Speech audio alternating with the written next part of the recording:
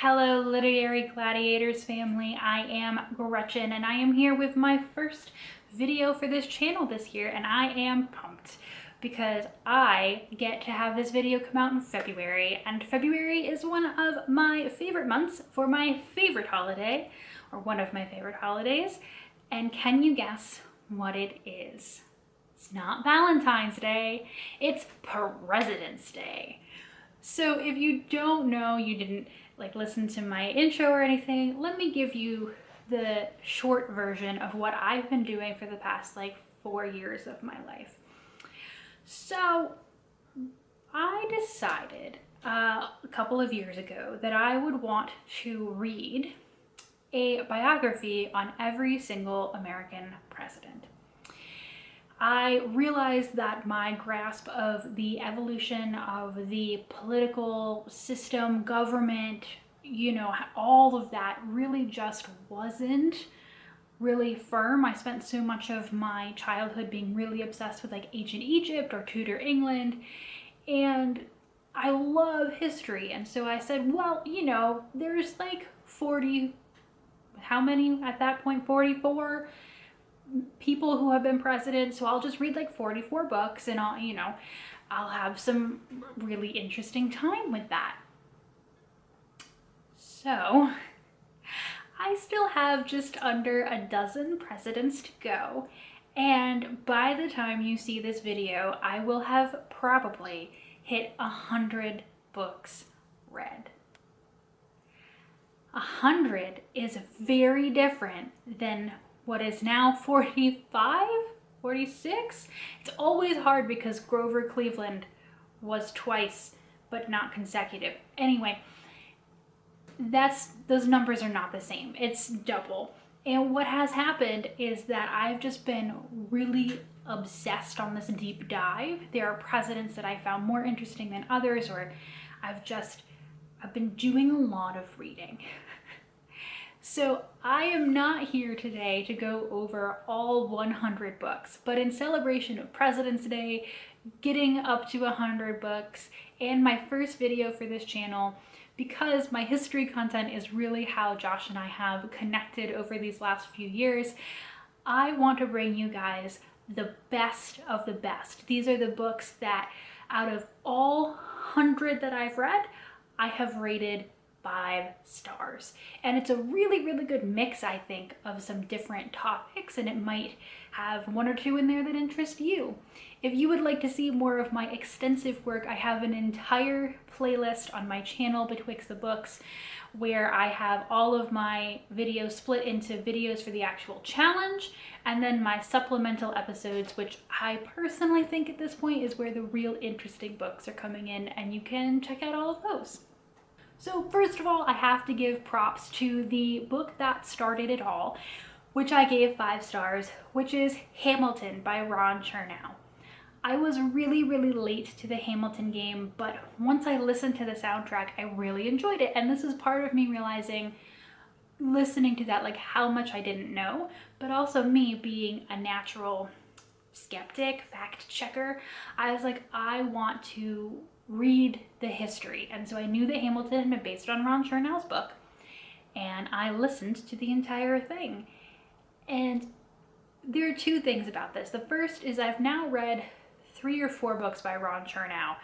I've read Alexander Hamilton, I've read his George Washington, and I've read his Grant, Ulysses S. Grant. And Ron Chernow is an incredibly engaging writer, for sure. But there is just something about the life of Alexander Hamilton that just makes this book fly. There's a reason Lin-Manuel Miranda was able to make a hip-hop musical from his life, because if you think it's crazy in the musical, you don't know the half of it from the biography itself. So I have to give credit to this book because I got to the end of it and I was like, oh my God, this history can be fun, it can be engaging, and Alexander Hamilton was a crazy personality, and his interactions with other founding fathers are not at all what I learned in school, really, and it jazzed me up for this entire project, and I guess can't thank Ron Chernow enough for getting me into this mess. So I'm gonna kind of hop skip around. I'm gonna start with more straight up president biographies and move into ones that are a little bit more political identity-ish. So the other kind of, I want to say slightly more traditional biography for me that has gotten 5 stars is Alexis Coe's George Washington biography called You Never Forget Your First. This book, if you see it, is deceptively small. And that is because this is not a comprehensive biography on George Washington. This is a biography on George Washington that also talks about other biographies of George Washington and is as much about Washington as it is about what she calls the lies we believe about George Washington. Washington as a figure in the American pantheon cannot be beat. He's the first president, some people call him the first American. He is the person upon whom so much of our system, literally his personality built the office of the presidency in some ways. And it's called heroicization, but it essentially means when you strip away the reality of a person and make them into a hero for the purpose of story or, history. And that is really what we've done to George Washington. And so not only does Coe take up that argument, but she also shows you specifically, using books like Ron Chernow's Washington, which I had read before reading this one, how fiction has been portrayed as fact in some cases, or things people have chosen to valorize and things people have chosen to kind of push into a corner about his life. It's really interesting, and for me, this book doesn't get 5 stars because of its, biography of George Washington-ness. It gets 5 stars because it just gets at the heart of the conundrum that is the genre of biography and really is just fun. It's intriguing. The audiobook just rolled. I couldn't stop listening to it. And it has changed the way that I think about just biography in general, forever. So even if you were do I really want to read a book about George Washington? Do it, just for her insights on how we've told his story, not just what his story is or isn't. So for all you audiobook lovers out there, there is one presidential biography for me that has stood above all the rest in the fact that it's an audiobook, and that is King Richard, An American Tragedy by Michael Dobbs. This book is a slow burn excavation of the events leading to and the cover-up after Watergate that ends right before the impeachment proceedings when Richard Nixon finally removes the taping system. If you think you know the broad sense of the Watergate story, this is still interesting because, again, that deep dive process, the day-by-day nature of the chapters and the players involved. So there's actually a podcast that I like called Slow Burn, and it's kind of like that. It's just these mundane details that don't often make it into the broader Watergate story. And some of them are just insane. There are side characters that often get kind of pushed into a corner when you're trying to narrate the whole thing that are really illuminated in this. But the reason that it is an amazing audiobook is that in every chapter, because these are based kind of off the taping system, is a reference to a taped conversation or something that was said, or potentially reference to something like John Halderman's diary, which he dictated. And at the end of every chapter, you get to hear a portion of the tape that has been quoted. And there is something so visceral about, you hear Michael Dobbs say, and then Nixon said blah, blah, blah. And you're like, whoa, it's crazy that a sitting president of the United States said that. But then to actually hear Nixon say it, like it's not something you're like, oh, well, this author said, like you hear him say it. Or you hear John Hollerman talking about something, or it's just really good. And I think it's an example of how audiobooks, sometimes they don't translate nonfiction really well, but sometimes they really can elevate what you are listening to. So if you are an audiobook fan, I cannot recommend the audiobook of this enough. It is kind of a newish release, but it was just really, really good. I also have read a disturbing amount of books on Richard Nixon. So I can tell you, as someone who felt like they've been Watergated out, that because of the nature of it, it still felt like it had something to add to that conversation. So if that's also something that you feel burned out on, still listen to it. So related to Richard Nixon tangentially is Playing with Fire, this 1968 election and the transformation of America by Lawrence O'Donnell.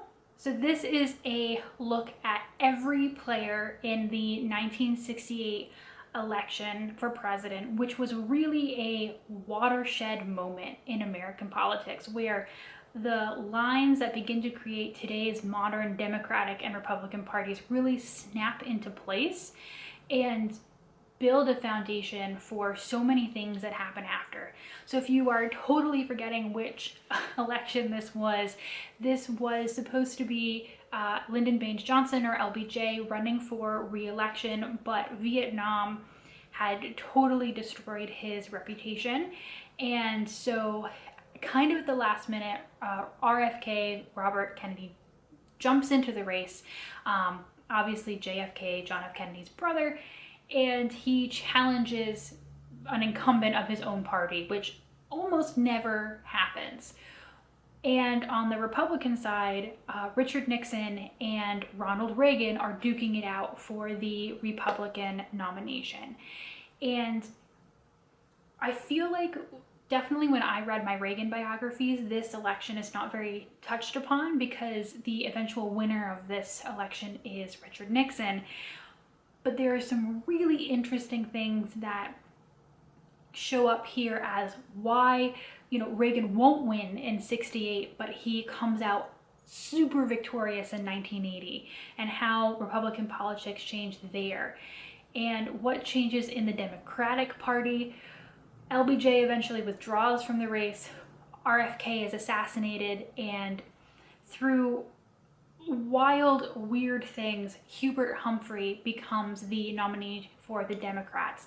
And this was one of the last times where there weren't really as much public participation from the states to elect delegates. After this, almost every state began to have a more traditional primary or caucus.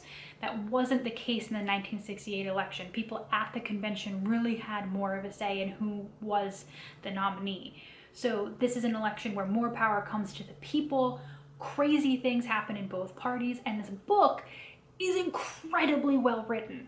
It is so engaging, and even though you're trying to follow the, LBJ, RFK, Ronald Reagan, Richard Nixon, you're trying to follow all of these moving parts, and it comes together really well.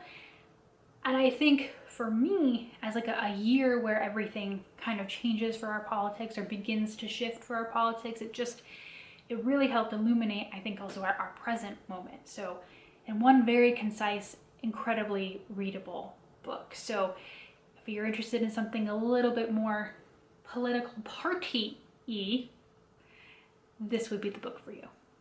So speaking of political party-y, political machination, I also gave 5 stars to The Kill Switch, The Rise of the Modern Senate and the Crippling of American Democracy by Adam Gentleson.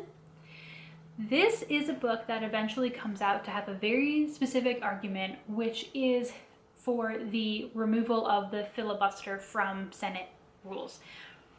But Adam Gentleson used to work for Harry Reid, who was the leader of the Senate Majority Leader for the Democrats for a while before Mitch McConnell and the Republicans took back the Senate. And he has this amazingly intricate idea of how the Senate does and doesn't work. And he's able to track it back to when the Senate was created and bring it forward and explain all these rule changes and the ways that the Senate chamber has changed and its focuses have changed. And I mean, sometimes he was explaining like a rule change that is complicated, but also like incredibly small, but has this huge effect. And he does that very, very well. And as someone who, you know, this entire time I've been reading books on presidents, has never focused on any house of Congress, I was so impressed how Gentleson was able to put the entire history of the Senate in one book to explain its transformation, the way it was created, the way that it has, you know, evolved as much as our political parties have and gone back and forth and all that. Again, you may not agree with the argument about the filibuster. It's a very present topic. This is one argument for its removal. If you don't like that, you won't like this book. But what I really enjoyed was the history element, really being able to characterize through human people who were in the Senate how it has changed moving forward, including Harry Reid and Mitch McConnell. So, if you don't like the argument, you don't have to read it, but if you're interested in a very concise history of the Senate, in a very engaging and fantastically readable book, that would be for you. A very recent read for me that got 5 stars was Wildland, The Making of America's Fury by Evan Osnos. This is one of the most unique and both macro and micro minded books I've ever read.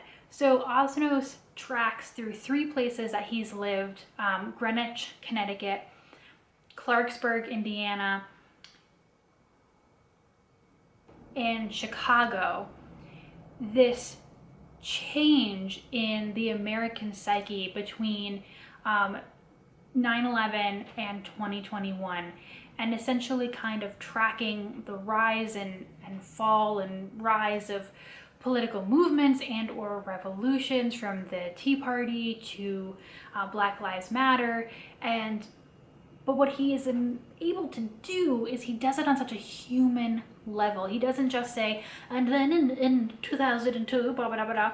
He finds people who were involved, people who were suffering, people who felt unheard, and he talks to them and he talks about their experiences, and he really just personalizes how wide the divide is in some of our cities between the uber rich Greenwich, Connecticut, and the incredible struggles in Appalachia, and yet how some of these struggles, they're the same struggle, they're just not necessarily always viewed in the same way.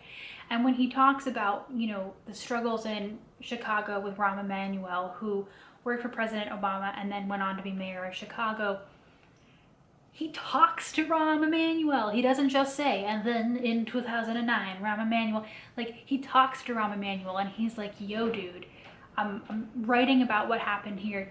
You know, can you talk to me about this? So he talks about people like activists who were affected by the police violence that is wrapped up in this story. And then he talks to Rahm Emanuel. So it's a history book that spans really over 10 years, because there's some of this you can't explain without going back in time further. But he does it through people's stories, real Americans from all sides of the issue who are just trying to find ways forward. And sometimes, you know, it's just incredible. It's an incredible book, and I cannot say strongly enough that I think that, I want so many people to read it. It was so good. So last but not least, I want to tell you about The Hardest Job in the World, The American Presidency by John Dickerson. This covers the evolution of the office of the president from George Washington to Donald Trump, and is so fascinating because it takes almost every single president and says, this is how they saw the office, this is how it was different when they left. Because you don't think about the office of the president as something that changes very much, right? Like commander-in-chief, blah, blah, blah. But the things that we have come to expect from the office of the president are so different than what was expected of someone like George Washington. The personality, the powers, they really have changed. And some of it, like he calls it being consoler in chief, like going somewhere for like after a hurricane, is an incredibly recent invention. And if it's something that like me, you just grew up seeing, you think, no, that's just something, of course the president does that, but they didn't until very recently. So again, a wildly readable, like covering a lot of history. And even though by the time I read this book, I had read a lot of different presidential biographies, when he touched on and he said, and then Harry Truman, you know, and when he left, blah, blah, blah, I'm like, oh, like I didn't think about it like that. It's not, again, trying to tell you, you know, here was what happened in Harry Truman's presidency, but like when he left, here's how the office was different. You know, there have been strong presidents, there have been weak presidents, and each one of them in their personality has left the office with different powers, with a different, you know, presumption of job. And it was just really, really interesting, because you really begin to see by the end of the book, like, so many people were like, why are our politics so like this now, with the focus on media personality and blah, blah, blah. And he just like very detailed just brings us here, and how these little steps have changed and what we now take for granted that wasn't there in the beginning, but also that the way that it was in the beginning would never work now, because America is such a different place. So I really enjoyed it, and I think everyone should read it. I think these are again all my 5-star reads out of 100. There's just these, so I'm very effusive about it. But if you would like to see some of the best and the worst, again, you can head to that playlist on my channel, Betwixt the Books. I'm always willing to talk copiously about all of these nonfiction books that I'm reading. So thank you for hanging out with me for this admittedly longer than I meant it to be video. I just got really excited. So thanks for having me on, and I will, I think, see you next quarter. Bye!